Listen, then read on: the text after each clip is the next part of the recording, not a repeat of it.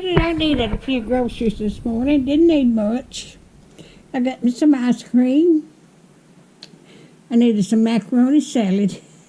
And I've got where I'm drinking orange juice, a glass of orange juice every day.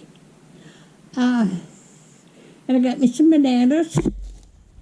I got me some sausage. And I got me some shredded sharp cheddar cheese. And I'm proud of my eggs. I gave $7 and something the other week.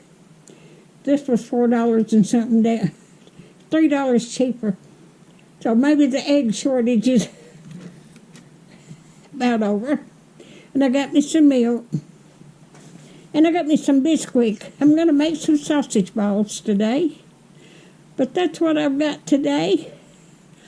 If you like my videos, just like, share, and subscribe. And hit that little bell when you want to be notified when I got another video coming out. Thank y'all so much for watching.